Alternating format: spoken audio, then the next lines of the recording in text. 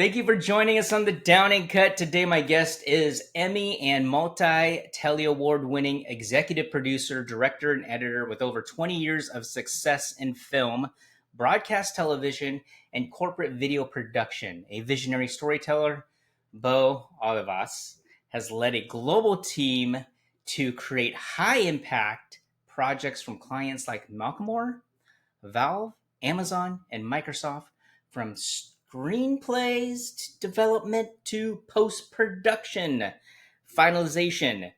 Welcome to the Down and Cut, Bo. How are you? Oh, thank you. Thank you for having me. I don't know why. I always get like really warm when I introduce people, and it makes me sweat. It's that I think energy. it's. I get so excited and so nervous at the same time. I'm like, oh, this guy's gonna just knock it out of the park. So, Bo, let's start from the beginning. How did you Mhm. start? What led you down this side of production and editing, animation, sound design, sound mixing, all that? Yeah, it's crazy. My filmmaking journey has been just like through all kinds of different paths. But I started out way back in the day. A, a, I went to film school over at Pasadena City College, so over in California. I grew up in California, and so filmmaking was always in my backyard. Walk onto sets. One of those being Back to the Future. I happened to walk right onto the Back to the Future set. I was in high school. It was Nice. shot in my neighborhood there in South Pasadena, and one of the locations. And so I was just around it. My dad, for a while, was a grip truck driver, and so he would tag me along. I was probably like maybe 10, 11, and he would tag me along and I would sit on the truck. And as you know, I didn't realize that there was a lot of waiting, once everything's set up, a lot of waiting. And as a kid, you just want to do stuff. Yeah. But I started getting the bug. I think that the catalyst for me was when I saw Star Wars.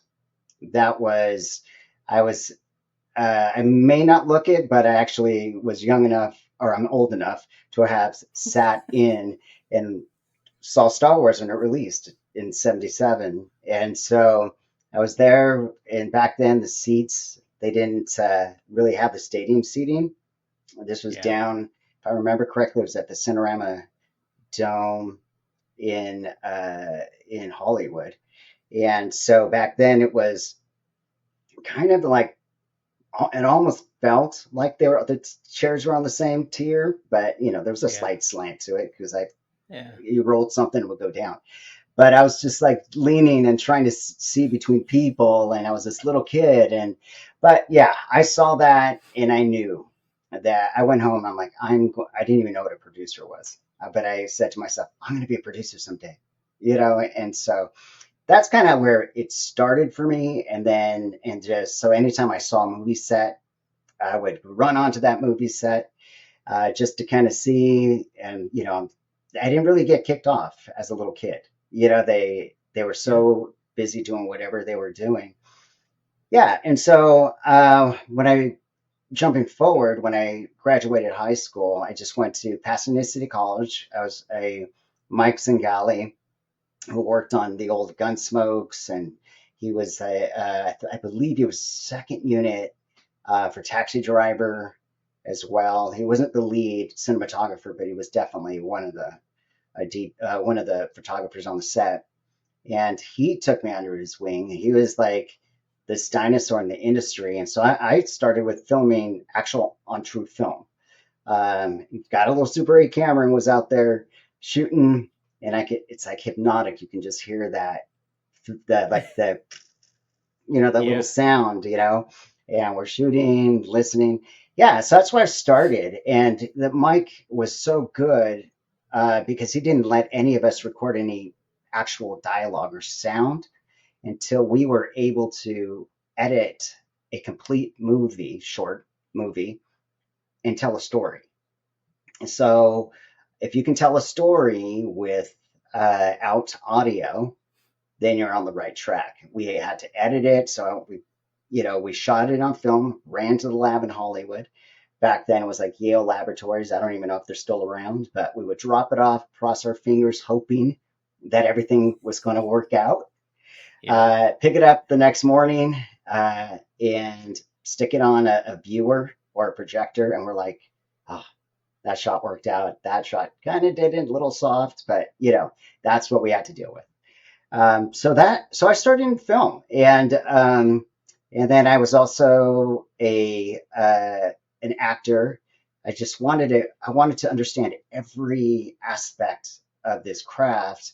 So I was on the stage. I was anybody who was shooting a movie. I was student film. I was like, let me be in that movie. I'll help you out or whatever. And so eventually I got I was with an agency. My first acting agent was the same one that I don't know if you remember Dukes of Hazards, but there was like Boss Hogg. It was his Yeah. agent, and that was like my name drop back then. Guess who I'm with, which is weird. But and then I went down the acting path, and then eventually my mom had moved up to the Northwest, and then I when I was in the Northwest and stopped in Oregon for a couple of years, and I realized that there wasn't as much film going on up here. There was some, but there wasn't as many opportunities, and so I started to have to kind of shift a little and take whatever I can get, and I started doing more commercial work and stuff like that, and then How eventually how old were you at that point? at that point, when I got up here, or into the Northwest, I was probably about 24-ish. Okay. Yeah. And then, but I also, at that point too, I didn't have my degree yet. And so I said, I need to get my degree. And then that's what moved me the Washington, to Washington State, to the Seattle area, and then back then we had the Art Institute of Seattle, and I got a music and video business degree. And it's kind of funny that it's a music and video business degree, but it Interesting. encompasses all of the filmmaking parts of it, the audio engineering parts of it, so all of the ADR, all of that stuff, and recording in a beautiful recording Yeah. studio. And I mean, it was amazing. So all of my hands were in so many different pots that all of a sudden I was well rounded, and I think that's what kind of shaped me, or at least gave me the opportunity to be able to be agile through my career as an editor, as a director, as a writer, and so if the economy was slowing down, I'm going to do commercial work. I'm going to do some animation. I'm going to do so. That's really uh, what shaped me that way. But at the end of the day, I could do all like the Amazon project or the Microsoft project or T-Mobile, whatever it is. But the storytelling piece will always be nudging and tugging on me to want to storytell, write a movie, an episodic, something. And so, Yeah. but I did, after doing commercial work for a little bit, I did take a little detour and got a position over at a local affiliate, a WB affiliate in town. And back then it was KTWB. It's no longer around. And then so I started producing a ton of commercial spots for them. So focus on entertainment and sports and stuff like that. So everything that I was writing now was in 30-second, 20-second, 15, 10, and sometimes 5-second spots locked in. I was doing movie promos, all kinds of different things, and talk blocks. Those were the worst. It was all the daytime talk shows. But and eventually we merged with it was Tribune Entertainment bought us, and then they also bought Q13 in town, and so we merged into the same roof. And then I started producing entertainment and syndication stuff for them. And so I had my hands in a ton of different things. Entertainment wise, I was producing for both sides. So it was like one day I could be doing Buffy the Vampire Slayer or Charmed or Gilmore Girls, doing spots for that, for those shows. And then the next day or the next week, I can be doing American Idol, NFL on Fox. And so I was all of a sudden in that space. And so that was something that was new to me. So I you when you say spots, you're talking about like trailers on promos TV, and yeah. promos and stuff like that. Okay. Hmm. Absolutely. And so my brain was working in very short, like commercial land, but it wasn't like no longer like commercial corporate, but now it was like spot campaigns and things like, stuff like that. But it was so much energy. It was so like we were cranking stuff out. We were like the ad agency basically for the television station.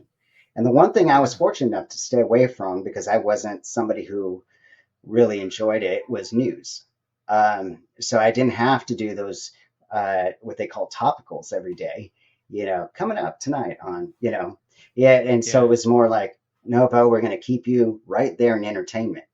And so okay, oh good, I can promote 24. I can do this, like so all of those different types of things. And so that was good. And then following that journey, all of a sudden it shift, a major shift. It was so typical in my journey. And there was a local church in town that had a television show, and they had been trying to reel me in for a long time. And Really? so, yeah, and because they wanted something that could be big. And so I pushed back, didn't want to do it, but then eventually they got me. They made the right price, and I, I went I, to that church. oh, you did, yeah. Hmm. So yeah, the city church got me in on board, Yeah. and so I became the executive producer for GCTV, Generation Church Television. So launched that show. Fortunately, by this time, I had so many contacts in the industry that they all were going to do me favors. They're like, oh, yeah, we'd love to voice that. Oh, I'd love to do the Yeah. animations and graphics. And because a lot of it was because they were so stuck in doing the same thing with news, they saw a creative opportunity to do something Yeah. out of the box. So had great success with the youth show, which we aired locally there in Cairo. And then also that was back in the day where iTunes was really getting started and people started putting their stuff. That's what we started hearing podcasts for the first time. And Oh yeah. yeah, and so we would put content up on iTunes, and so it had a global reach. And then on demand started coming in, and then so that show was very successful. It was a magazine style format, and it wasn't just here's church on TV. That I took it and I had packages. I had who's the latest greatest band in that genre, So I was at the concerts. We had big auditions for the great young hosts that would host it and carry the viewer through it. And so, very successful Wow. show that they turned around and said, hey, would you like to do a children's show? And so, like, all right, not getting sleep now, but okay. Yeah. So there. That's when I first met Josh Arnold. Was at that Yes, church. yes. Yeah. Josh Arnold was my first, now he would be my second intern. Uh, Ben Strickland, who directed, well, he was on Western Soul. Hmm. And yeah, he directed Western Soul, come to think of it. And so he was my first hire. And so he showed up one day. I was working on a jib, setting it all up, and he showed up. This kid, all of out of nowhere, said, "Hey, I want to work for you." And so he says, "I heard a lot about you." And so next thing I know, he's working for me.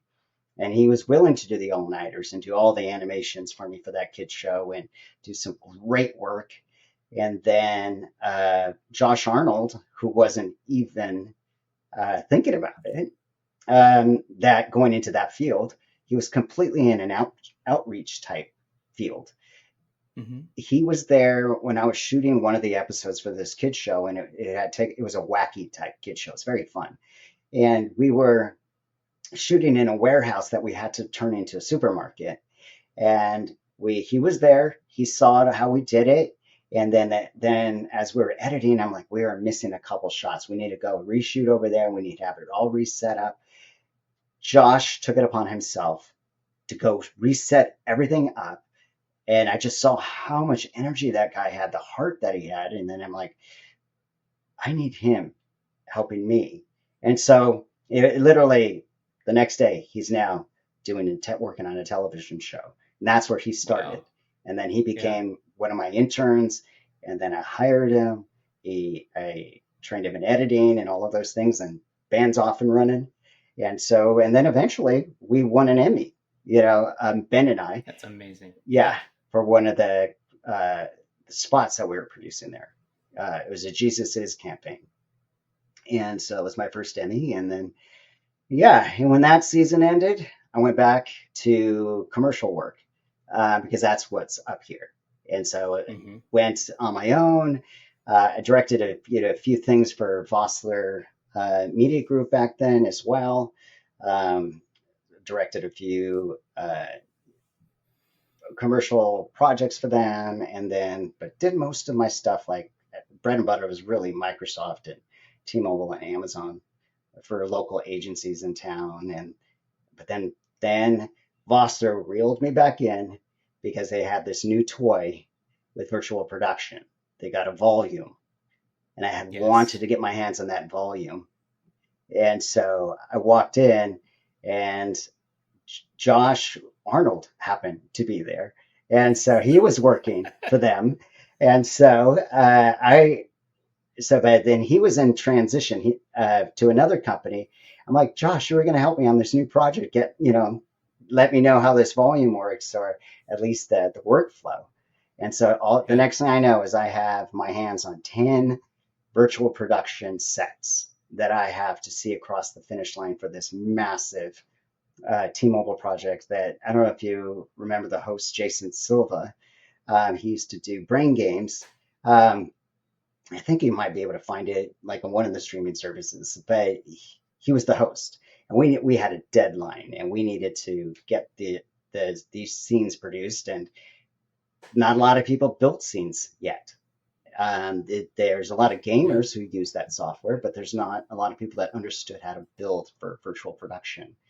And so I was getting no sleep. I had somebody working in Poland, had somebody working in Israel, Whew. had somebody working in Toronto, I had somebody working locally, and I had to see all of these scenes across the finish line and be performant enough to work when the big agency arrived in Seattle and we were ready to shoot. And so, Wow.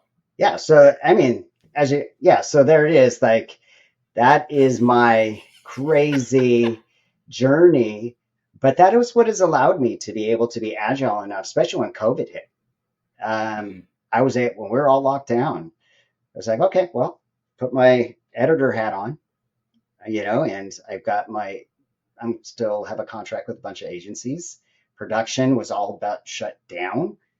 And it's like everything post production still was going. We were still producing stuff for um, virtual keynote stuff for like Microsoft for big Satya announcements or something like that, And so, Hmm. yeah, so I stayed busy through it, and it had a lot to do with just once again, just staying agile and always learning, always growing, and just not staying complacent because technology right now is just speeding along. And Yes. the skills that people are looking for these days is just constantly growing. Hey, do you know how to can you do this type of thing? It's like, oh, we need Unreal Engine now. We need, what do you know about uh, photogrammetry, which is a process in virtual production? It's like all of a sudden, all of that starts to play into it. How about AI? We need to hire somebody that makes prompts. It's just a different world today. Um, Yeah. yeah, so that's kind of what it's been kind of helped me be somewhat successful in this space. But you know, Oh, I want to ask you. So, Cinema 4D, hmm and What is that exactly? Is that similar to Unreal Engine? Is that similar to creating your own worlds, or is it just a lighting? What does that do?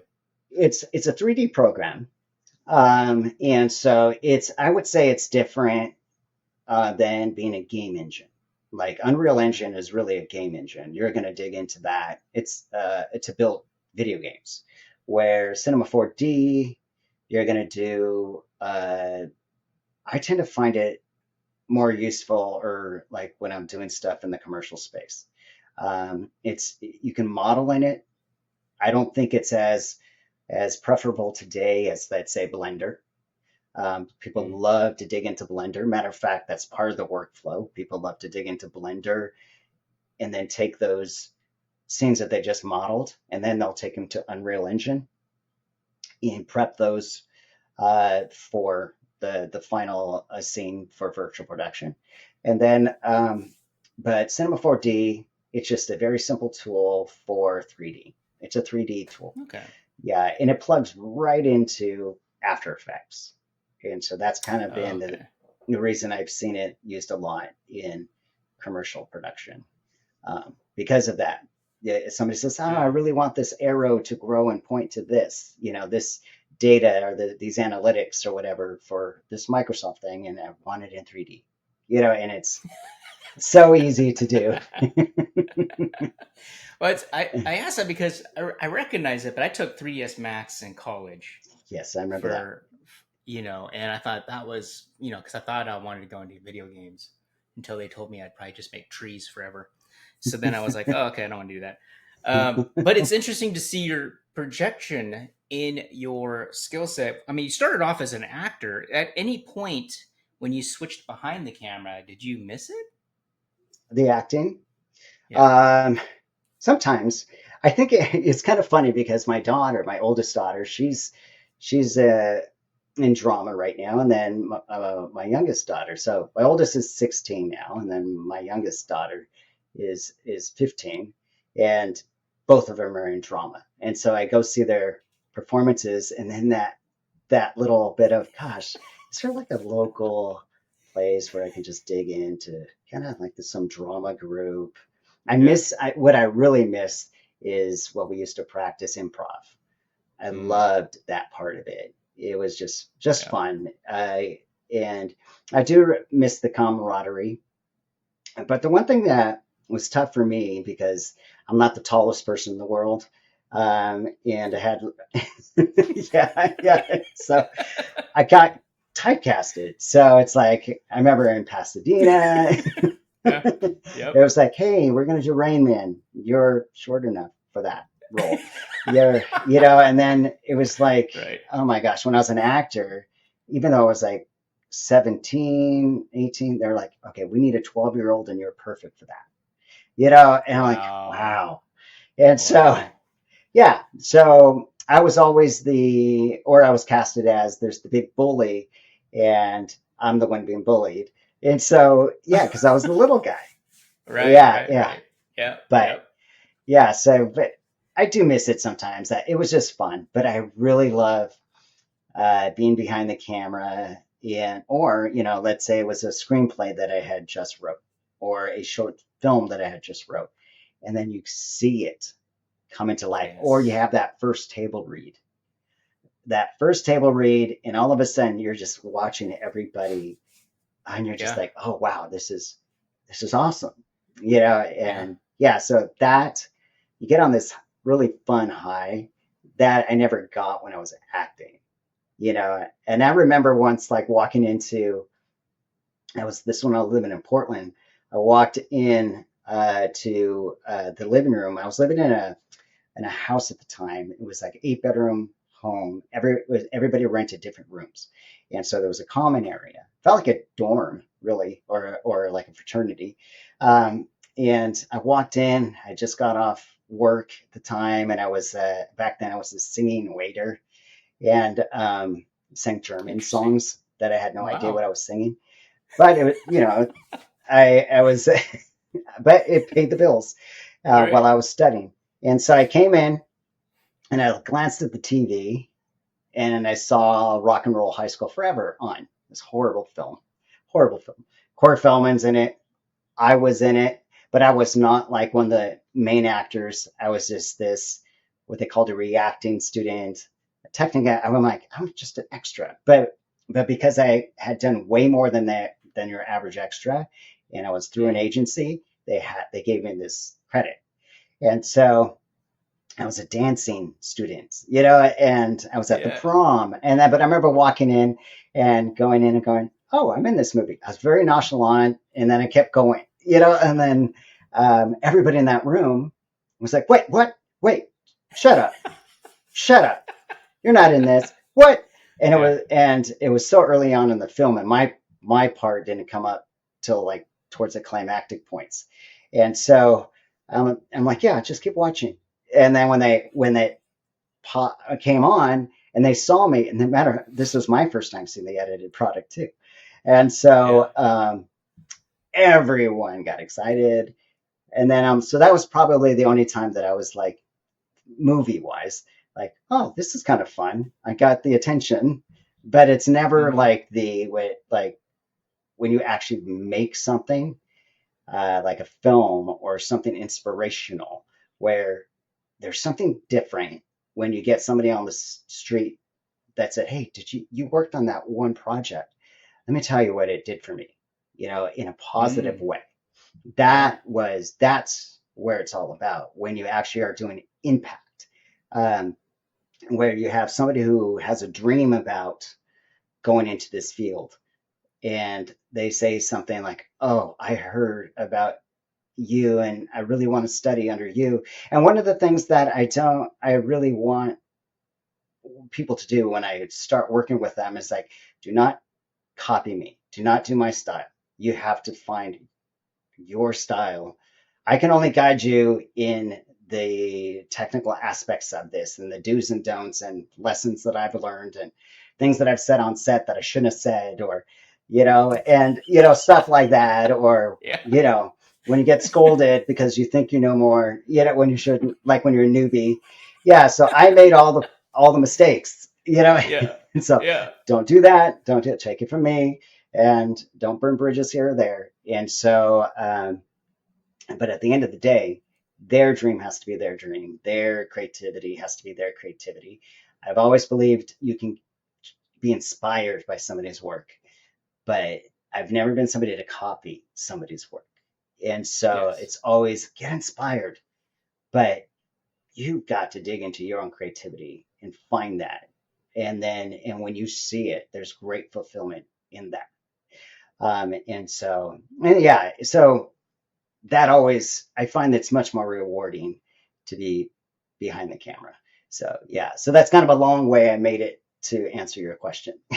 Yeah. Well, I appreciate it because I mean, this is about you, and I Yeah, think I've met other people who have gone to film school, yeah. and I think you're by far so far are the furthest I've seen excel into what you learned and established a career out of it.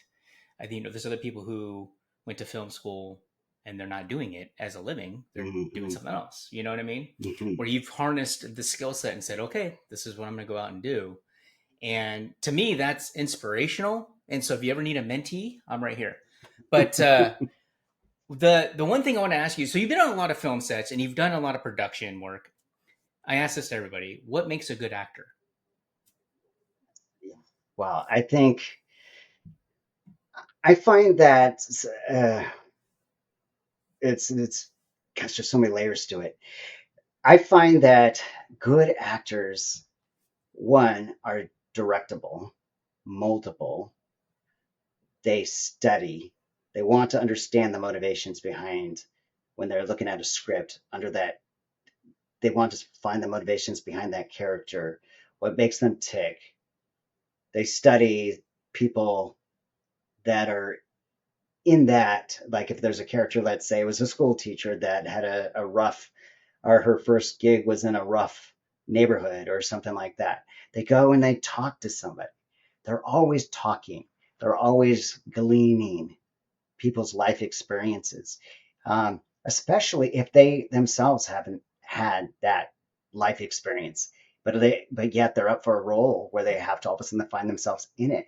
And so they do research. They're constantly refining their craft. They're constantly doing those workshops, or uh, they get together with groups of other actors, and so they're constantly refining. They never think they've arrived. That's the one thing. They never think they've reached the top. They stay Yeah. humble. And it's funny because when I've been on sets, um, there was the people that gave back to me, or at least weren't rude to me on set when I was just a newbie. I remember, I forget his name, but he was in Rock and Roll High School Forever, and he played Major Burns in MASH, and he was in this. I have to now. It's going to bug me because I'm going to have to find his name. But I was Looking there in for you. California, and on set it was 2 a.m. We haven't shot our scene yet. That's the one thing about movie sets. You can be there to 7 a.m. call time, and sometimes you were there till way, yeah, midnight maybe. But you're making good money by that time, and Yeah. because you're in OT or double time. But Very Linville. yeah, yeah, Linville?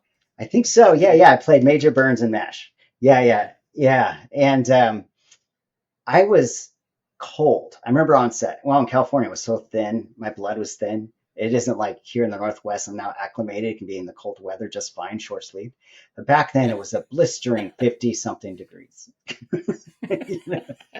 Yeah. So, yeah. And I was sitting there huddled under a heat lamp, waiting for my moment to go on into for my scene. And I look up and he's right in front of me. He says, "So, how do you like show business?"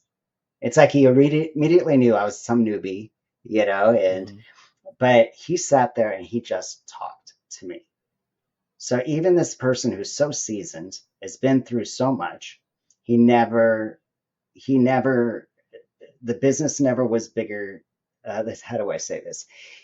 He never felt like he arrived. He was never too big to humble himself to those newbies. Same thing happened with the actor who played Bosley on Charlie's Angels. he I was sitting in on the studio lot there where they shot Gilmore Girls. This was way before Gilmore Girls. This was Archie's Return to, well, back then I think it was Archie's Return to Riverdale, but since I've changed the title of it. But this was way back in the early 90s, I believe. And we were in the Growing Pains house.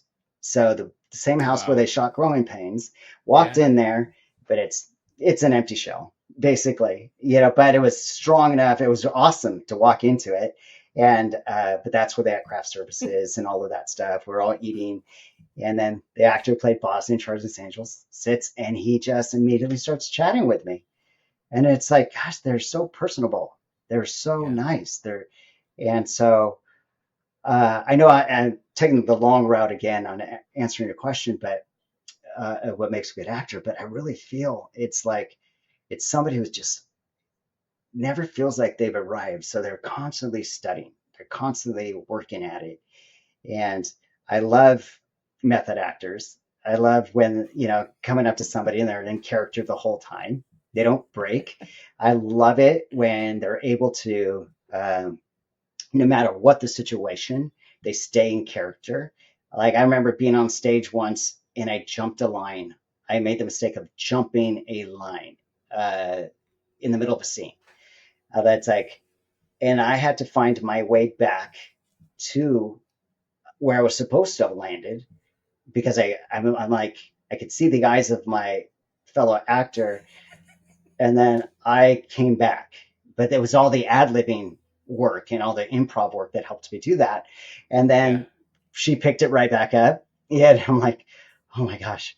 But it was one of those things we didn't take it for granted. We are always working at it, and going to movies, studying how people do things, and appreciating how people, you know, are working in situations. And so I feel like that's from my opinion of what makes a really good Yeah. actor, and that comes all the way into when I've directed. They're constantly coming up to me, how could I have done this better? Or let's say I feel like I got it.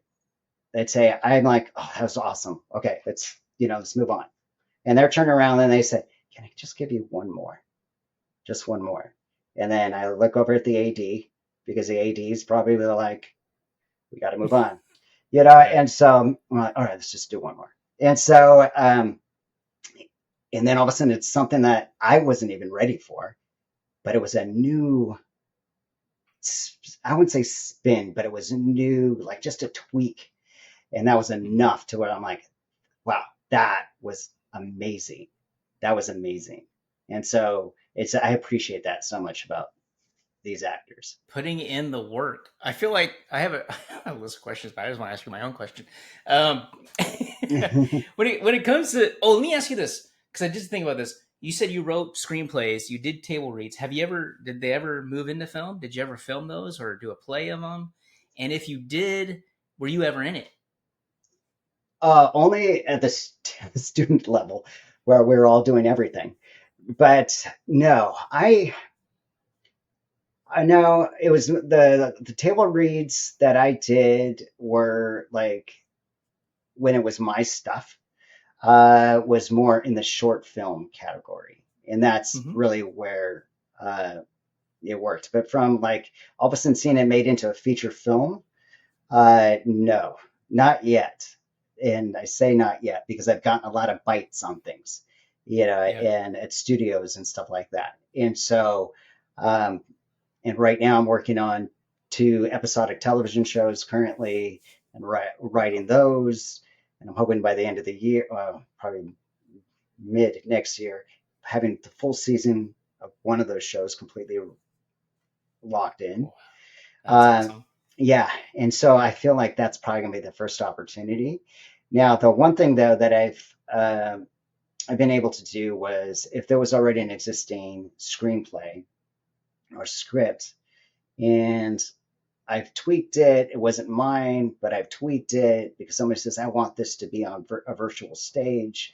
And let's say they were doing a prototype of it, or it's just because they're still working on funding on it. And so we want to shoot this on the virtual stage. I will, I will get their script and I will dissect it. This scene will work. This scene will work. This will work, but we Okay. have to modify it. And sometimes they'll give me the freedom to modify it. And I'm like, what screenwriter allows that? And Right. so I go in there and I'll modify it. And I'm always very, I'm like, walk very gingerly and like, okay, I did this to it. I stay true to your story. I'm not, but here it is. It'll help seamlessly transition. And those I've had opportunities, and a few of them actually, to be able to sit down and watch them, table read at a table read, and I go, oh, there's my little part. There's my little Nice. part, but it's Yeah. not anything that was 100% mine yet on the bigger scale. So, but that day will come. Yeah. So Interesting. How often do shows, productions use the volume in Kirkland, Lossler? How often did it come at that location? I would say not as often as uh, we would like there at that stage. There are other stages throughout that are popping up throughout the country. It really comes down on the filmmaking side. It really comes down to the incentives. And it's just in Mm, yes. this recent year, I think maybe a year and a half or so, whatever it has been, where they've kind of had some good incentives to shoot on locally. The other thing that we found was directors, we're talking seasoned directors, were actually a little bit apprehensive to actually shoot on a stage because it does feel like a daunting task. They don't understand this virtual production. And I've always felt like the second you jump on that stage and you start to see what you're up against, um, it's the directing takes over. It's just another tool. Really, they just have to change their mindset. Um, they have to think, oh, we're moving a lot of this post production stuff to the pre production phase because a lot of what we're doing is going to be in camera. And so they just have to think differently. How do we blend these worlds? They think Mhm. virtual production. They're thinking put on the, your goggles, and you're in that world. Now I'm like, no, we're not doing that. You can do that with this, but that's not what we're doing. And no, we're just think of a live green screen, basically, that you're having the full parallax, your 3D world's moving with that camera. It's tracking live, and it's very much how do we force the perspective so that what we see back there lands perfectly into the practical space, and color, all of those things come into play, and atmosphere, all of it. And it's amazing where the human eye all of a sudden doesn't see that that's virtual back there. So we don't get a lot of film happening. We've had a few. We had the opportunity of being on set while we're shooting one of the scenes to a movie has not been released yet. At least I don't think it has. Called Train Dreams Yep, with I heard Felicity about that. Jones, and then it was also shot in my backyard over here, right in Snoqualmie. Yeah, and so one of the scenes. But I was on set along with another team, a team from Mexico that came up. They built the environment, and so it was myself and them that were running the wall for this, and it was a big, beautiful forest fire. They had a Forest fire, little, yeah. yeah, that little kid, I secretly saw a picture. I interviewed Robin, if you and know, she if you know shared a her. picture with you. Shh, don't tell anyone. Yeah, it was very cool. Yeah, Very yeah. cool. Oh, it was gorgeous, and yeah, they had to do it on a virtual stage because they were working with a little infant, and Hmm. so yeah, technically you had two infants because the rules. They can only be on there for a certain amount of time, and then the next infant comes in. Um, but you Yeah, certainly she can't. was the Robin was the child welfare Oh, person yeah. for the So she, infants. Yeah, so she yeah, would have had. She was probably the one that set the rules, and so she came in yep. and she told us she's very specific. If I remember correctly, the we can only have the baby out there for like a half hour, and then time to move along. And so some of the big running scenes were obviously not a real baby, but or the climbing. There's climbing in there as well. But that was something that was shot on there just because of safety reasons. And but sometimes the one cool thing about once you're on a wall, not everything has to be driven by a game engine. Not everything has to be an Unreal Engine or Unity, whatever the game engine of choice that someone's using. Sometimes it's just as simple as using the a media server, and you have this beautiful plate back there Oh, because yeah. there's so much foreground happening in the practical space. Like we had a beautiful set that was built, and it was like you're not going to get anything back there from a game engine. That parallax is going to be lost. Your parallax is actually achieved by all these practical sets, and we are moving so fast because we were doing frame rates at like 6 frames a second because we needed the Wow. blur to happen, Yeah. and so it's a very dreamy scene, and um, and so I'm like, you're not going to do it. No one's the human eye is not going to detect any parallax with that Unreal Engine set back there. So we just converted everything to plates, and away we Hmm. went. So it was crazy. Hit a button, boom, there's the fire. And a split Yeah. second later, whole scene's different. And so Wow. that That that saves. saves Yeah. a lot of Yeah. time, especially like if you do your over the shoulder shots. All you have to do Hmm. is like if you're in Unreal Engine, is grab the world and rotate it 360 degrees. And now you're just do a little bit of moving camera around here or there, tweak a light, and you're ready to go again. So in Train Dreams, what's your credit? What are you credited as? Like special Well, effects, since I was visual working for effects?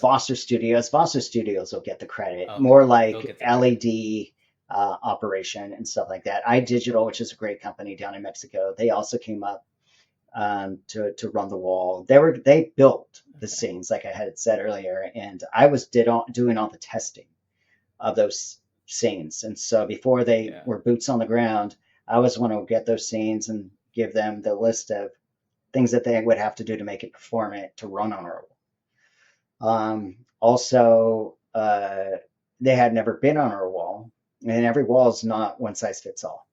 Every wall is shaped different. Every wall has different amount of computers driving each part of that wall. So we call them nodes. We have 5 Yeah. computers that are driving that wall in Kirkland, and so they don't understand. They understand the process, but they don't have the muscle memory on that stage. And so I was there to just to kind of guide them just basically on that stage. But because we ran everything more media server driven versus the Unreal Engine part that they built, I was the one that was in the hot seat the whole time. Because once they Oh, pulled the plug, the director pulled the plug and the DP pulled the plug on Unreal Engine, it's kind of nice to have that money to be able to say, okay, we just spent all this money building scenes, we're not going to use it, and so right. and so we made plates, and the team from Mexico had then never driven that media server Mm. before, and so I had to hop in.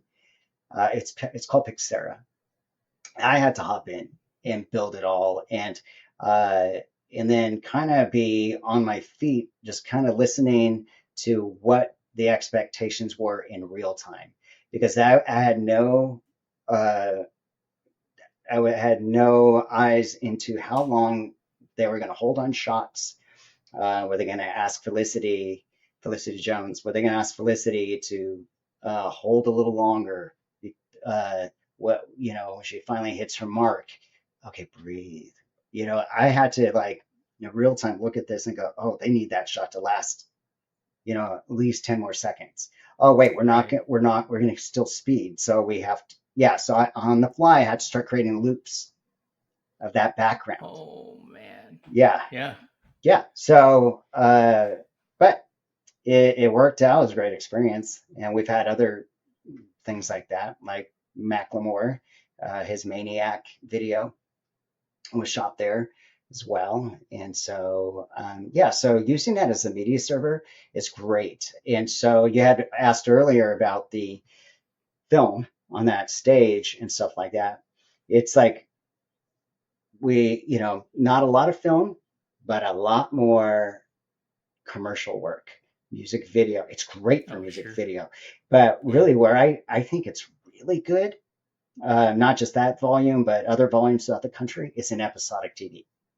Because I was working with this one screenwriter and production company, and they were wondering if they should shoot here. And I said, wow, for episodic TV, it would work great because let's say your hero location is a coffee shop. And um, and let's say throughout the year, let's just think Hallmark or something. Oh, here's our holiday show. Here's our Thanksgiving or Halloween. With a flip of a button, your background is now different. And so, if you're in a coffee shop that has a big window in it, you know, the struggles that we have shooting on location with big windows and stuff like that, and the light temperature Hmm. changes and all of these things, it's like that will stay the same all day, Yeah. and we can Yeah. dial the outside all day. And I can put in digital extras back there. So metahumans could be back there in their Holy tables. smokes. And so we can do that. They won't ask to be fed. You don't have to pay them, Yeah. all of those things. And Yeah. so, Yeah.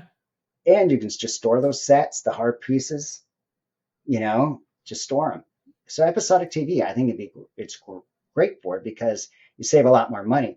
If you don't save a lot of money on that first episode, it's all about the economies of scale. It's going to be Sure. overtime on that. But yeah, that's where I feel like if we can in this area get people to lock onto that, or even on the commercial space, let's say like a Starbucks or somebody that's shooting like McDonald's spots.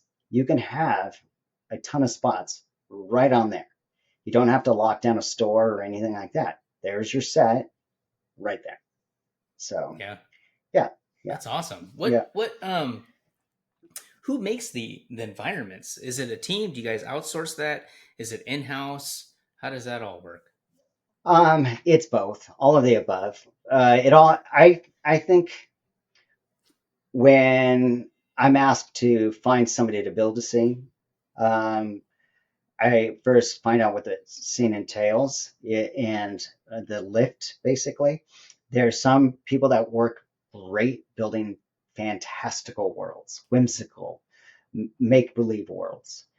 But there's teams that are, no, we like to do architecture, and so they're not going Hmm. to get out of the box, like, oh, I splashed in this color and this, smoke does this, and they're not going to they're not going to go that far. And so we have kind of a Rolodex of teams we like to work with. One team that I was really impressed with, that they're out of New Zealand. I think they're called Lost Cosmonauts. And they built, for Valve. Valve was doing a big Dota 2 event at the Climate Pledge Arena, and all the intros, and I can't believe how much money is the contestants win. Um, but I think it was like a 20 something $1 million purse. And these are, so Dota 2, so you get Wow. the who's who in this gaming community that make it to this level. They've been playing all over the world, and then finally the Super Bowl of it all, happens in the Climate Pledge Arena. So everybody descends on Seattle, and they've all been working at it for months. But all of their intros, because I mean, it's like, so let's say they make it to the semifinals, whatever. All the teams, they have to be, oh, you made it, you're on the way to Kirkland, on the way to Kirkland right now. And Valve had built a beautiful set for them to do their intros on. And Lost Nice. Cosmonauts made this beautiful uh, virtual 3D world. And the thing of that, what worked for them was I think they did mostly games at the time. Hmm. And so it is a process to all of a sudden have tweak your brain. I've been building video games. I spent 3 years on this video game, and now I have to build a virtual world. Um, oh, they overbuild it usually and it's like, no, we're never going to go back there. We're not running around with a little character, and yeah, so you don't need to spend a Right. lot of time back there. So, but we totally understand their process. So Sure. it's on us to be able to say, here's our blocking. This is where we're going to live. This is the wall. This is the real sets. So we just have to kind of give them a runway that's very successful so they don't overbuild. And it's like we're gonna have a medium shot, long shot, maybe wide over here, but and then they get it. And once they get it, that they don't have to overbuild, then all of a sudden they start to grab onto virtual production and stuff like that. So to answer your question, it is a Rolodex of artists. If there's been some times where like I've built something on my own because I knew that the stakes weren't crazy high for this, and I was building, it still was a lot of energy. I built this whole beautiful traveling through space thing, but I built every single planet from scratch and all the atmosphere of it. I wanted the sun to flare, when it came from behind the earth and all of that. And Yeah.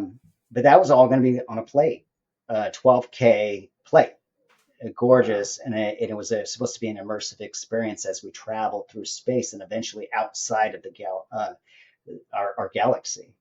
But I needed to hit every planet. I needed to be in proportion and everything, and so that warranted somebody like me, or if somebody says, "Hey, I want to bring a boat in, and I want to know if your stage will work." And so I'll build a quick little previs type thing with a boat and water and stuff like that in that 3D environment. And will this work for you?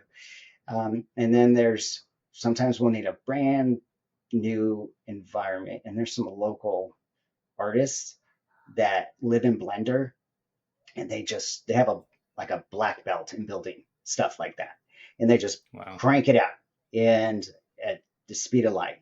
And then, but if it's like 10 sets, then it's like, all right, divide and conquer. We got to go to that those Mm. people in Florida or that team over there. And so that's kind of where we do it. But for those that would be watching your podcast, that is a bottleneck. We are waiting for that big batch of students, graduates, to come out of whatever school it is with this knowledge of building these environments, because it is there's few and far between. It's getting Interesting. better, but it Yeah. is a bottleneck because there are those times where you get a team and they do not. It's like they give you a scene and it's all of a sudden running at 6 frames a second, and you're just like, oh my gosh, we got to get this thing up to 24. Got to get this thing up to 30 or whatever it is. And so, but that's the bottleneck are those artists coming out. And so we can't wait. So there's Yeah. So definitely a market for it, a job two market. questions. When you talked about sending the work off to your Rolodex of artists and creators, how do you relay the communication? Are you doing storyboards to show them? Are you doing previs to show them? Kind of give them an idea of what you're looking for? Because you said before they would, go into this deep scene so that you can go into it and everything. You're like, we don't need that much sophistication. Like, how does that communicated? Yeah, yeah. So we like to do kind of give them some visual references. We'll just go online and say, this is what we want. Like this film I had previously worked on where there was a mosque in it.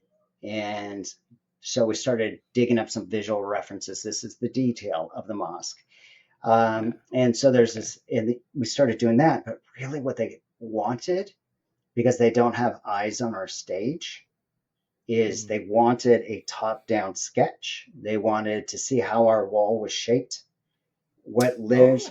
lives on the practical side of the wall, and Hmm. what lives in the 3D side of the wall. And so it's kind of a top down napkin sketch. And Interesting. they Okay. want to see that. Like there was one thing that it was a warehouse. Um, it was like it needed to look like it was 100 yards deep. So Mm. if you're standing in front of the wall, it needs to be that deep. But they wanted to know, okay, well, the actors are going to be in front of the wall, obviously, but it was calling for like a security office, and they wanted to know how big that security office was. So I gave them top down.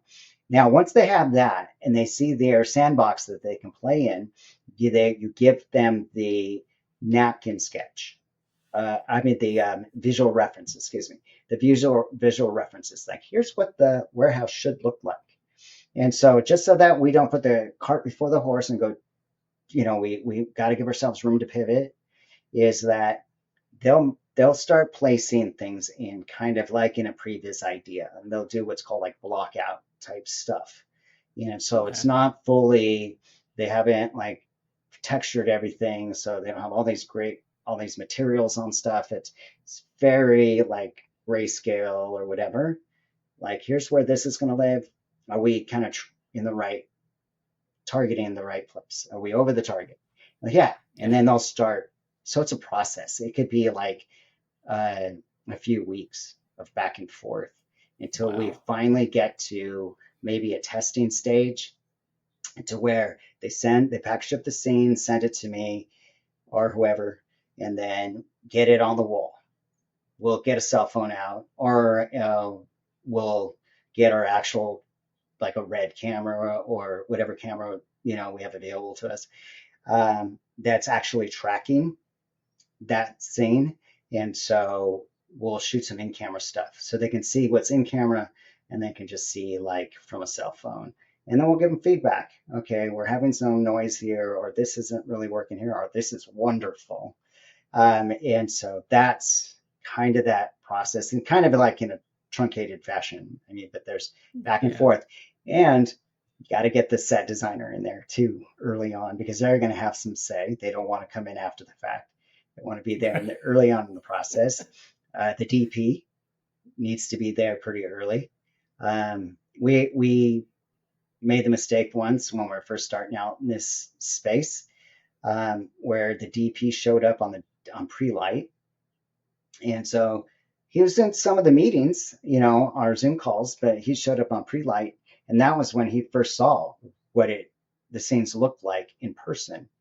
And so he immediately says, okay, we want to change this, want to, the color of this. We want to, I'm like, do you realize how long that's going to take? It isn't like we can just flip a switch and we can move lights. We can do that Yeah. in our 3D space. We can grab something and move the sun, but there are some things that aren't that real time, and so it was like, yeah, we should have brought you in way early. So, Wow. yeah. How does that affect the budget then? Do you usually go over, or how does that work? It's sometimes, but for the most part, we can push back. But if they Okay. truly want that change, then it's like, okay, we're in pre-light right now, and you guys need to roll on, at this point. And so then you start talking OT and all of those things. Or the AD will come Wow. in and see if maybe we can shift the order of what we're going to shoot. It's like, okay, let's give ourselves, as opposed to starting tomorrow morning with this shot, maybe we can push it to the end of the day, and we start with a different one that's good to go, and we Yeah. start pre-lighting that one. So it gives that artist, more time to get that scene ready. But yeah, but fortunately, we've gotten really good about that type of stuff. So we haven't, in recent shoots, we haven't run into that because we're really early and say, these are the issues you're going to run into. Also, they need to get us the camera that they're going to shoot with, the exact lenses they're going to shoot with before they even arrive, because we need to get that camera and we need to calibrate it into our system. It needs to match the virtual camera. So if it's let's say an ARRI, an Alexa, or something like that with this beautiful 50 millimeter prime lens, like a Cook lens or something, we have to calibrate it so that the camera in the virtual space matches identical, matches all the aberrations and characteristics of that lens and how the sensor is in the camera. They need to match. And so if they're using five lenses, we need to calibrate all those lenses. And that could be a day just to do that. Wow. So when they arrive, all they have to do is, okay, we're going to throw on the 35. And then in Unreal, we just say, all right, we're on the 35. And immediately that virtual camera switches. And it also Nice. switches what we call the frustum.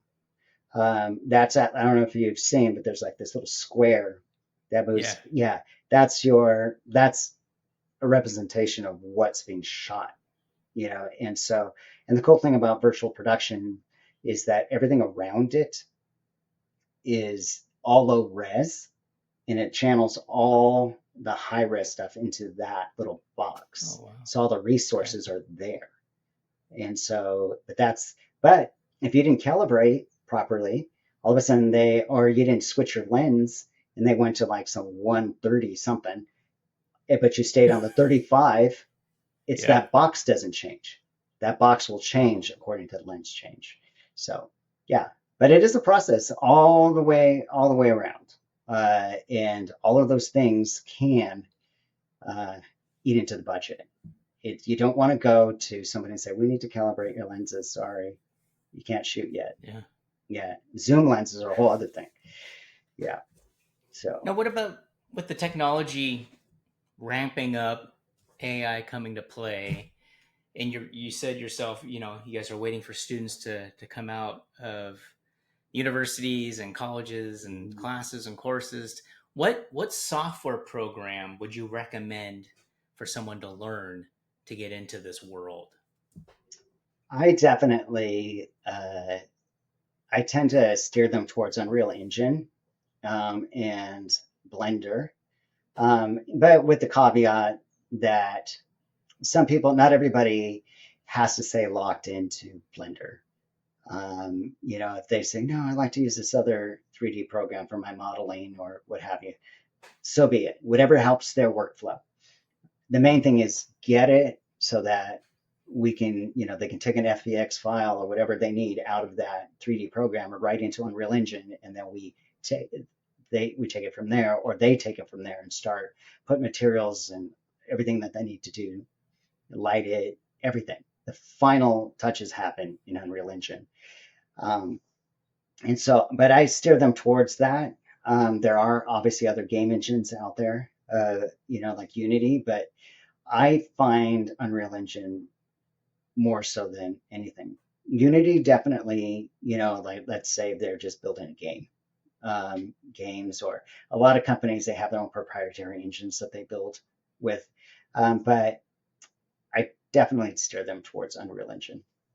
And Unreal. yeah, yeah. And, and it works to be able to do the staple things too, the surrounding support applications like your Creative Suite applications, your Photoshop stuff and After Effects, Mm-hmm. because there are times when you have to, let's say you have to do set extensions or something like that, because you're tilting up and you go off the wall.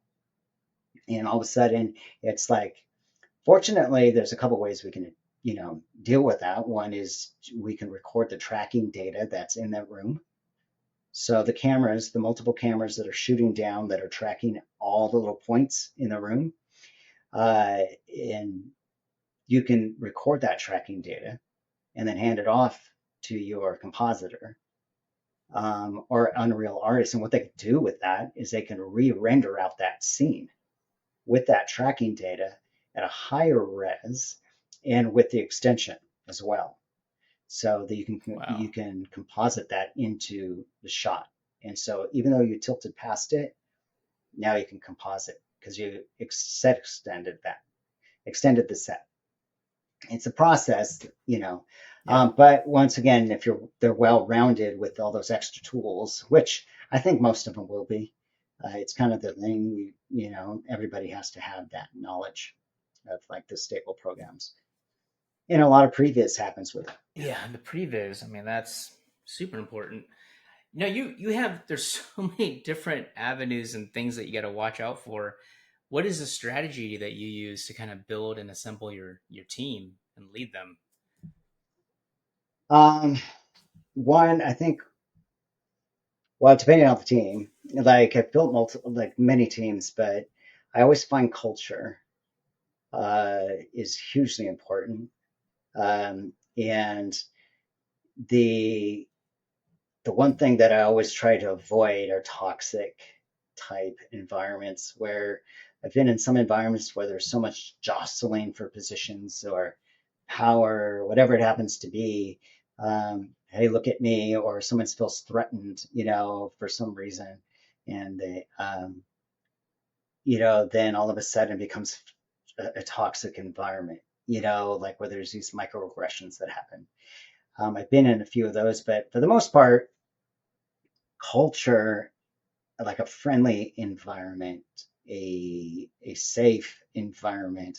I tend to um, tell people that not everything happens in building that team. Not all of it happens right there, on the studio. It happens at lunch. It happens when we're all on the road, and we go get a drink and we're just having conversations. And it's like, so, tell me about your family. Tell me about things like that. And then the next week it's like, so how's your daughter? How'd she do in that spelling bee you talked about? And all of a sudden you're building these relationships, and these healthy things, these safe things.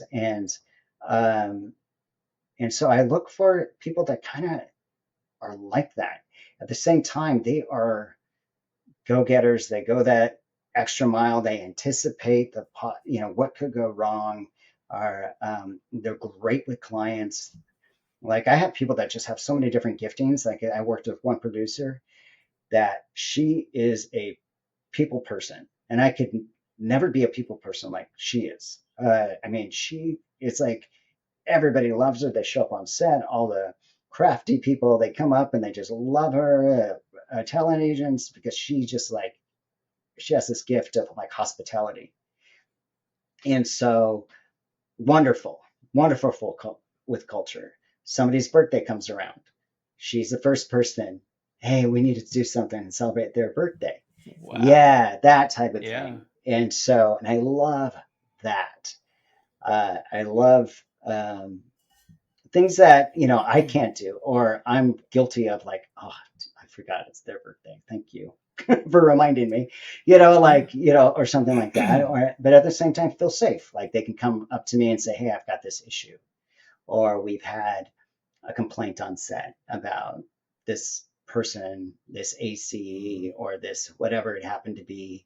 And we deal with it. And when we deal with it, that person takes that and doesn't all of a sudden become disgruntled, but all of a sudden, you know what? I did screw that up, and they own it. And the next time we're on set, they're way better, and that goes miles. And so, all in all, I just think culture, a very like creatively good culture to where everybody's ideas are welcome. Everybody feels safe to collaborate. Um, and I find that we reach that best outcome when everybody is working in their gifting, whatever their talent happens to be, into their fullest. And no one's afraid of somebody fully flourishing in that gifting, and they're not threatened. Like one of the best bosses that I had was when I was back at the WB affiliate. He knew he didn't have the same giftings that his team had that he oversaw. He was the creative services director. And but all of us producers, we came in with such young ideas. It was a young Yeah. target audience, and he Yeah. just let us go. He let us do it. I mean, obviously, we had to be reined in from time to time. That's going to break the budget, Yeah. Yeah. but because he allowed us to be successful, he was successful. And then but I worked on the other side where it was like somebody was so insecure as a Mm. manager that they didn't let anybody on the team uh, feel like they could succeed. I remember the WB network, the execs came up to Seattle one time, and we always had to have a reel ready for them. Anytime they showed up, this is the latest spots that we just produced and stuff like that. And there was just one commercial that I did. I don't remember if what I think it was a some contest spot or something. Um, and they're like, that's what we need to do, more of that. And then so, but this boss, as opposed to like encouraging me because I'm still a newbie Yeah. and building me up, was more like, oh, they liked your spot, but they said that to everybody, So it was like this. I'm Oh just my like, wow, gosh. this is so. But I learned, Yeah. when I'm finally in that role, Yeah. it's like I'm not going to do that, and I'm Right. not going to.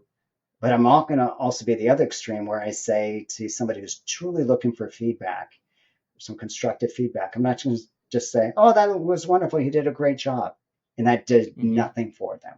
They're Right. looking for very specific, yes or no. This worked. What can I do better? And when those are the people you want to help grow because they're going to give you the Yeah. best stuff. So yeah, so that's my kind of my philosophy with team building. Yeah. Yeah, because I mean, the balance, I'm thinking of like emotional intelligence, understanding what someone's asking for, what they're looking for, at the same time knowing, not to cross certain lines. But, I can understand your POV if you're so buried into looking at the logistics of how this is going to work, and then you have a producer, hey, we should celebrate this person's birthday. You know what I mean? It's like, oh yeah, that's a good idea. Um, what let me ask you, so you called it the volume. Is it called the volume? Is that the brand of it now because of the Mandalorian and what they were doing? Or I mean, is that just the name that they named it and everyone's doing that? Yeah, we call it the volume. Well, I've heard it. I've heard a few That's different not things. trademarked. No, it's interchangeable like Band-Aid. But Yeah. I've heard a few different things. It all depends on who you're talking to. If it's a creative type or somebody that's hardcore technical. Okay. The people that are know how to they know what's under the hood to where they're Yeah. talking to you and you kind of just glaze over and just like you have no idea what they're saying, but they want to get into the to the The motherboard details. level. Right. But it's like they'll call. I heard it being referred to as a cluster Mm. because usually by those technical people. Yeah. Because like when you have these nodes, as I was saying, like each computer is a node, but you have to make them sync together. Mhm. So that's computers showing that portion of the wall and so on and so on. And so, but collectively, they're a cluster. Um, and so Okay. they'll call it a cluster. And for a while, I'm like, why does it keep calling it a cluster? And then so I kind of researched it because remember, I was thrown into this without Yeah. any, runway head start. I'm like, oh, I guess I'm doing virtual production. And That's so, awesome though. but then I started learning, okay, in display. Okay, that's the tool that's used to put all this together. Those color processors back there, the Brompton, like all these different types of components that make up what I always called it, the wall. I always called it the wall. The I'm like, wall. oh, we need to throw this up on the wall. We need to, Yeah. and some people say volume. I'll just say, yeah, let's get this on the wall and see how this scene works. And so I don't know. So it's like, but it's kind of funny because even in the crew positions, Yeah. these are new positions all of a sudden that we're all like trying to figure out, okay, what's going to stick? Like the person that, because you have two people usually that are two types of people that are driving that wall. You have, see, wall. Yeah. The technical type that they're in Unreal Engine and they understand all the technical aspects of how that wall should work, all the volume should work from the color aspects, the color pipeline, all of those different types of things. If something goes wrong, they get it, they understand. But then you have the artist, the one that understands how to build the scenes and stuff like that. They can navigate in the scenes, they know where everything's living, they know how to really build that world. But if all of a sudden something technical goes wrong with the wall, they're not going to be able to go, oh, that's the color processor. Oh, that one little tiny panel there. They don't want to deal with that. So you usually have Yeah. two different types of people that are technical and artist type, that are driving it. And so for a while, it's like, what are these positions called? We always call, okay, Unreal Artist. That's pretty simple. And then, but what's this other person called? Is they're a tech? What are they? And so we started waiting for the dust to settle around the industry, and we started hearing, oh, VP supervisor, VP technician. So we started hearing this. Or how we have the video land in our film productions. We all know what that is. But what's this area called? It's not a control room. Oh. Yeah. Yeah, and so Brain Bar seems to be where I keep hearing people land. Brain And bar. yeah, Interesting. yeah, and so I'm sure someone's going to watch this and go, "Oh, I've heard it called this," Yeah, so you're probably going to get all kinds of different responses, but that's what I heard, and so I'm like, okay, I guess do I have the okay to start calling it that? And so, but all the positions, it's such the wild, wild west right now with this Yeah. virtual production technology that some things we're waiting for things to land, How and how long has Vossler had the wall? They got it, I think, in 2022. Okay. And it's already at this point, like, you know how technology is. You buy a computer and Yeah. you go home and like that's when the new video card comes out, Yeah. or the price of that video card that you just spent 1,000 something or $4,000 on. All of a sudden, it's like, oh, went half price. Yeah. It's like Yeah. it's the same thing.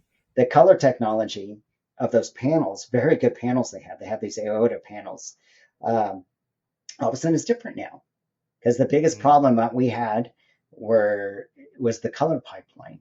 Everybody that's in front of a wall, if you ever look at them, it looks like they have the earlier walls. They looks like they have this little suntan, because it just gave off this extra bit of magenta. Oh, interesting. Yeah, it had this, it was RGB, but now they have walls that have RGB, so the red, green, blue plus W, so white. So they Mm. add the white in there, so you don't have this little lobster type look. So the color's truer. We used to. That's we have these great processors, color processors called Brompton. Brompton makes them, and where we're able to dial in those colors. But now it's even better because the ceiling on the top. Because there you have the wall in the back, but you can also have the ceiling. And we used the ceiling, people that used to think, oh, you can use that as a big light source. Well, technically, it's not that true white color there, and Mm. so you can't. And it's very not, you can't shape it the way you want. And so we tend to use it for reflections. It's great for like if you're driving in a car and you put the plate up there of the leaves going by, the branches going by, or the tops of the Oh yeah. buildings going by, things like that. It works great for all the reflective stuff, or if you're on a motorcycle or whatever, but not a light source. You're still bringing in all your practical lights in there and really shaping, you know, Oh, interesting. everything. Yeah, yeah. So You still technology need is, practical lights after all that. yes, absolutely. You want to have that.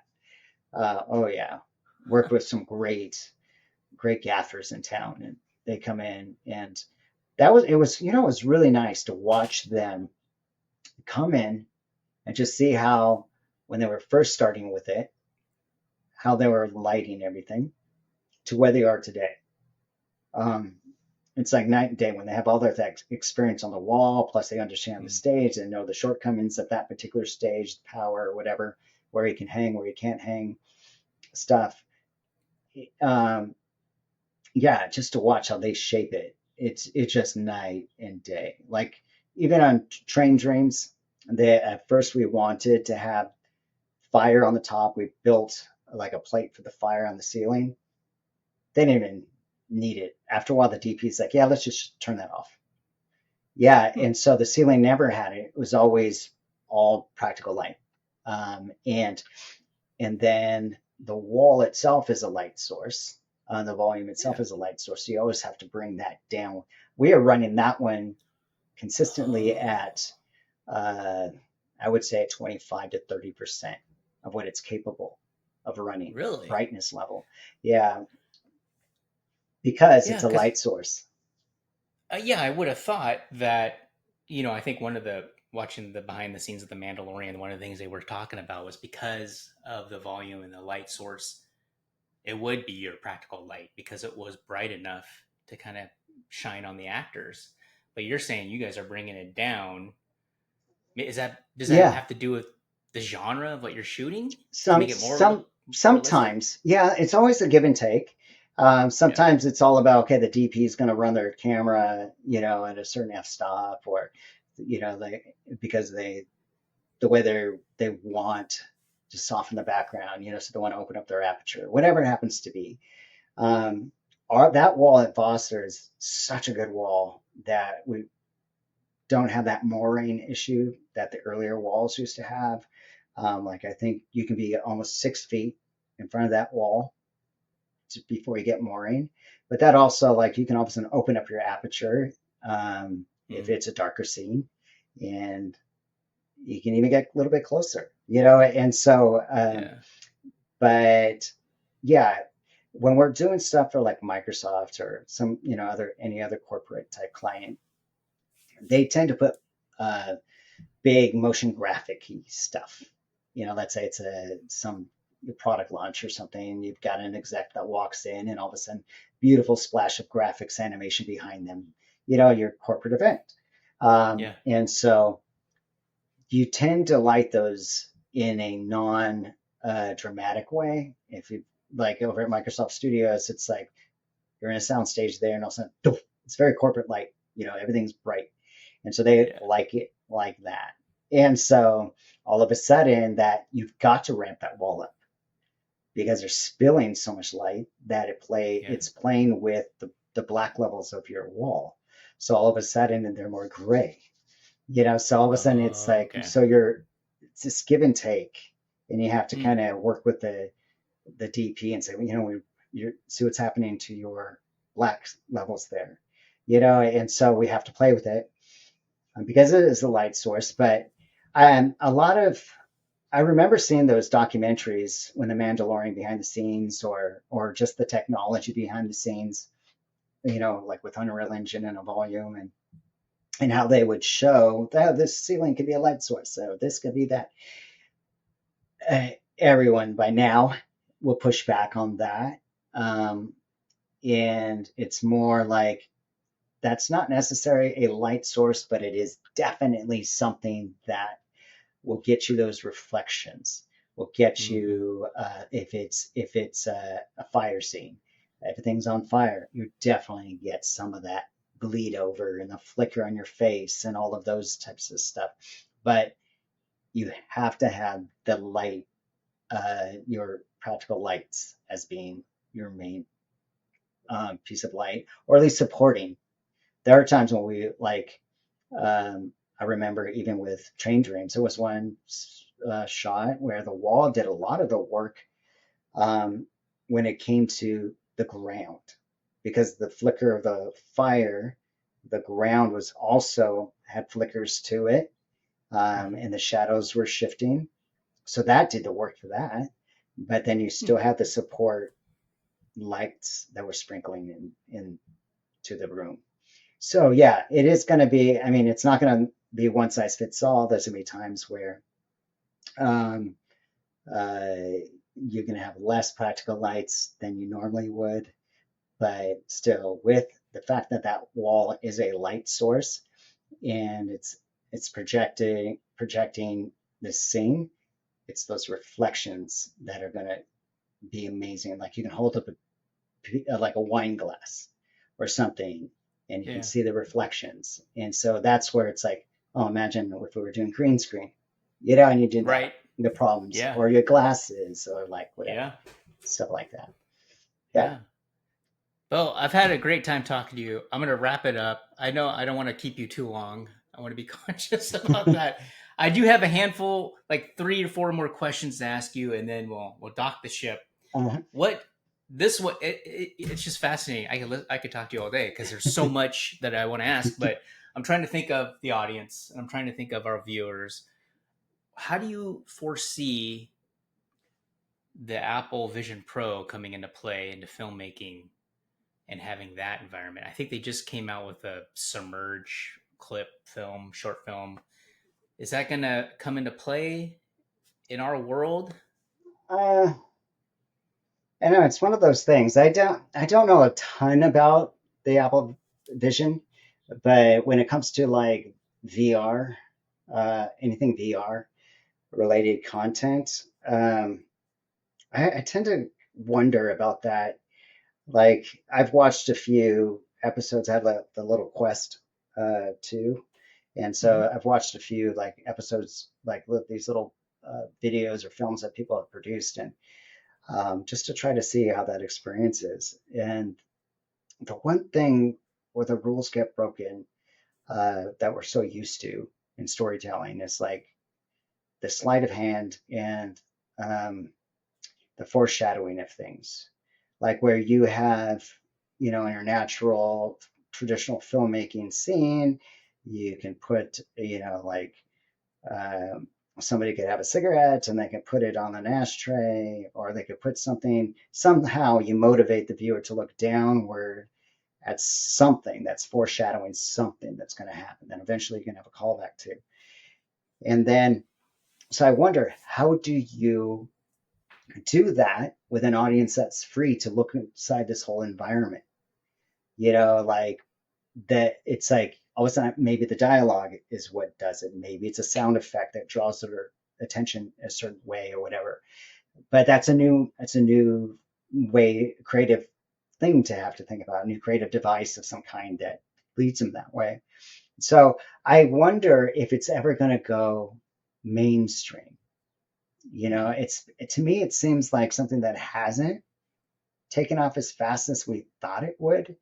Um, and where even like socially, there's like, oh, we can now do more social media driven stuff or connect with people this way.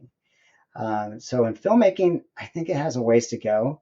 And I'm saying that a little bit. I don't know a lot, once again, about Apple's product. I've been wanting to look at it more. In the past year, I've been looking more at when it comes to VR and AR type stuff with the volume, because we do a lot of AR with it too. You can have objects pass in front of you. Oh, You nice. can go like this, and a ball can appear in your hand. So that's AR type Wow. stuff, a weather map, Yeah. anything. Or you can have the, like with Avatar, where you have the digital map You can do stuff Hmm. like that that can appear in front of you, that landscape. And so I'm used to the AR world, and that type of stuff. And then the VR portion, it's when I'm dealing with a client that is not going to be in town, but yet they need to see their scene on the volume. So I send them a FVX file that's basically Mm, like a mesh of the wall, and they're able to see it. They're able to actually look at it. And that's so, cool. yeah, but on the film side, I don't know, I think I would be more opinion than anything, Hmm. because I don't have that crystal ball of, is this going to ramp up? Is this actually going to work? But the one rule that always will rule the day to me, will always win out is story. So whatever medium that you are trying to use, you can have the greatest technology, you can have the greatest special effects, whatever it happens to be. If your story isn't there, it doesn't it doesn't work. Story will always win in the end. So maybe in that space, if all of a sudden someone says, "Oh, this story is amazing. I create this episodic show. You got to give it a chance because it's amazing. The story, the art, everything, and the characters, you'll fall in love with them." And then maybe somebody will give it a chance, and the next thing you know, you have something that goes just blows up, and then all of a sudden it gets Yeah, more people introduced to it. Yeah, so we'll see. We'll see where it goes. that's very cool. Well, your opinion matters because I mean it's a take that I never thought of. I was like, oh yeah, the sleight of hand mentality of trying to get someone's direction or yeah, because I mean, usually the camera would pan down like you said, Yeah, but if the audience can do that already, then you know, especially like me, if I'm in a situation like that, I'm going to be a little ADD from time to time. I'm going, oh oh yeah, yeah, this is great. Oh, I really yeah, love how and I'm missing it. I'm missing the story. And so, right, yeah. yeah. The what was it? I did do a test of the Vision Pro, and I think nature shows nature Mm. shows are Oh that yeah, would be huge because then you can look around and they have like a dinosaur coming out pops out of the screen and that's everything, fun. but it's just having that ability to turn your head. What do you have anything that's coming up next or anything that you're working on now or in the near future that you can spill a little bit? I know probably a lot of the stuff you're working on is Well, already I am working on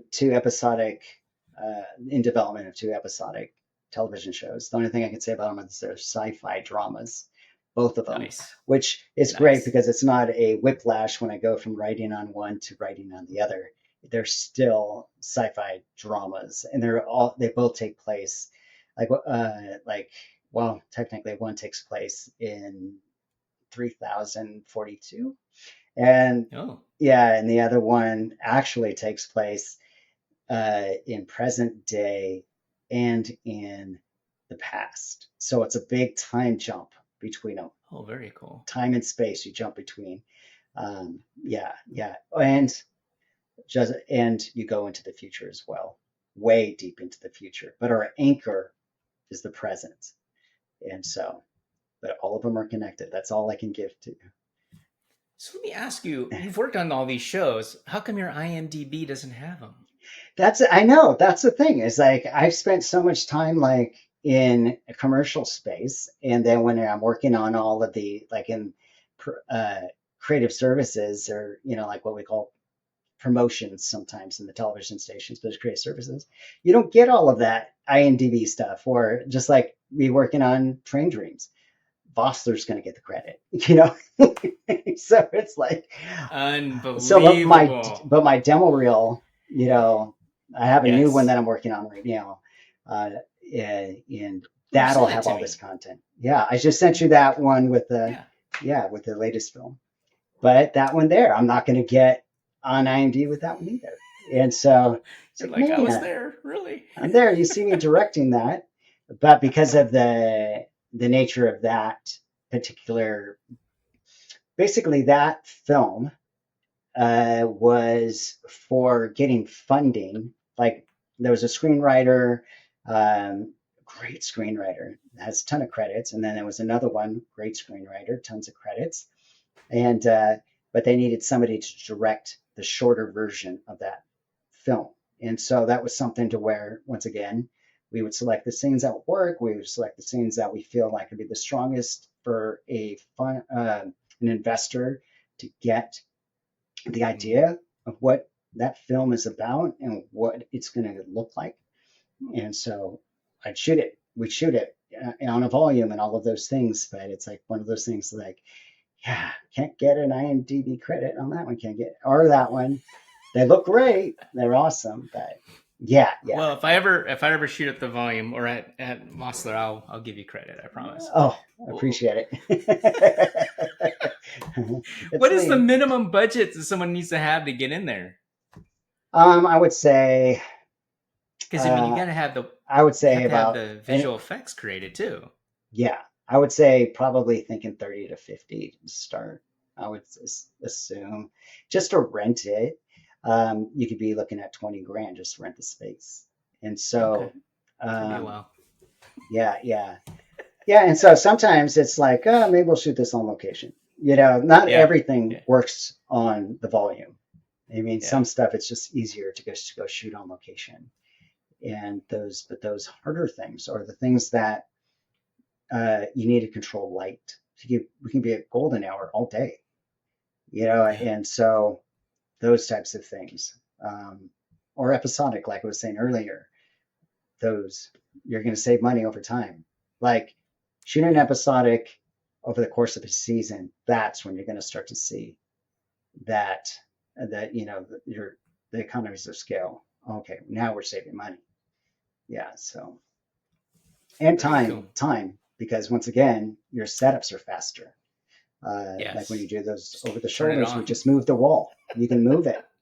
Yeah. Or Yeah, like the character needs to be closer to that environment in the back. You move the wall this way, the environment this way, right? Closer yeah. to them.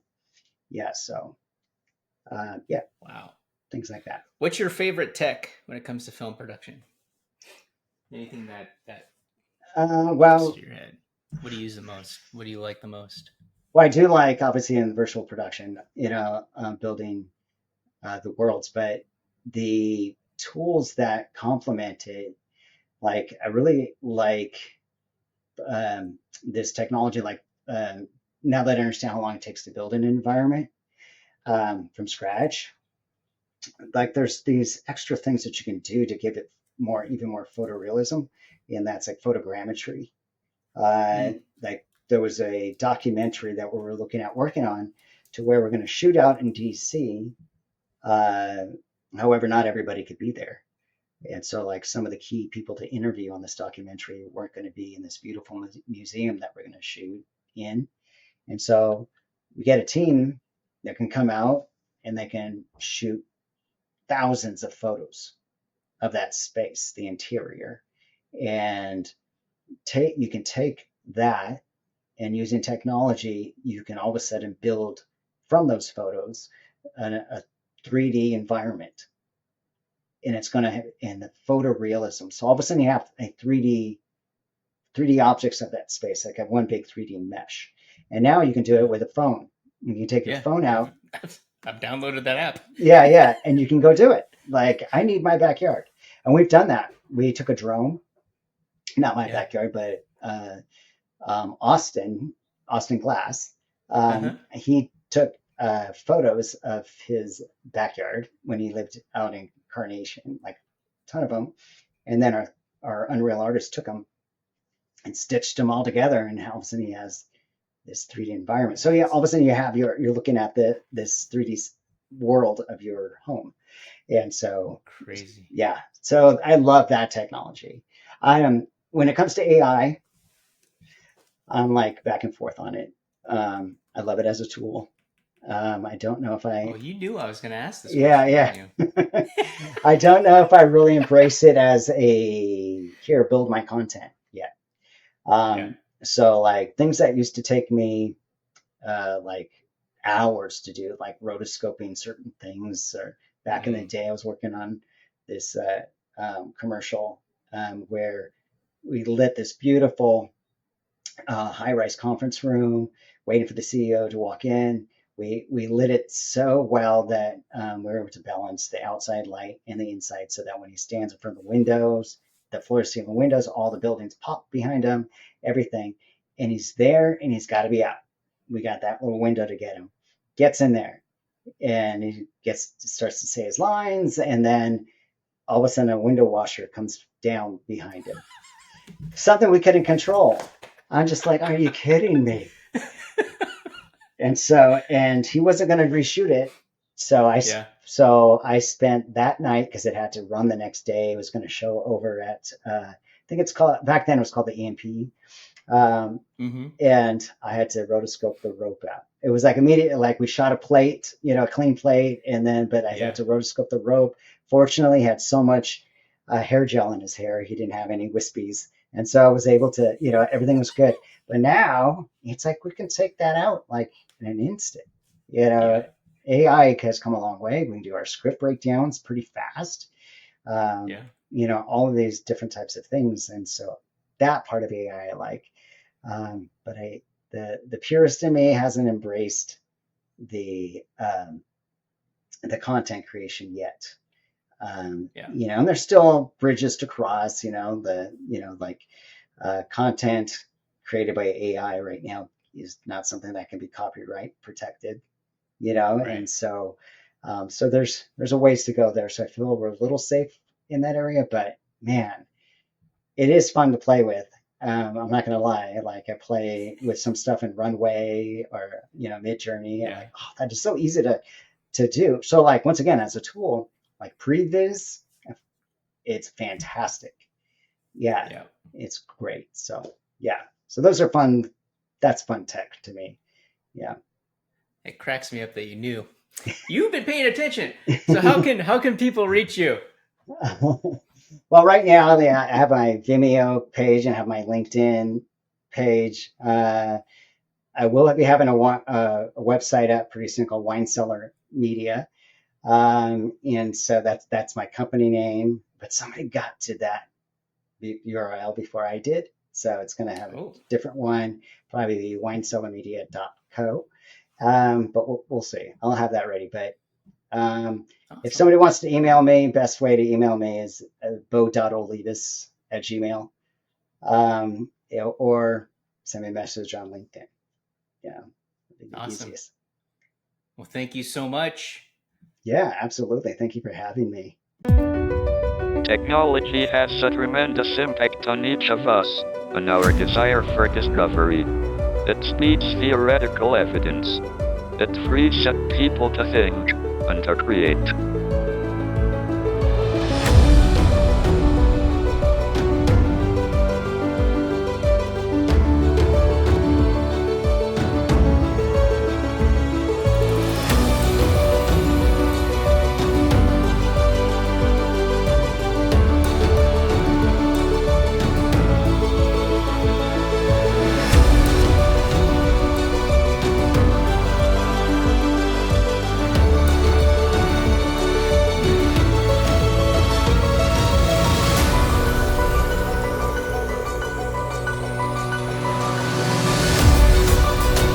A large spike could be really positive or negative. Put a new one in there, then it can rebalance the data. Distributed graph with a UI on top, and then RRDs with a UI on top. Sea of Thieves is a new type of multiplayer game. We call it a shared world game. We wanted to create a seamless world where the technology didn't get in the way of the experience.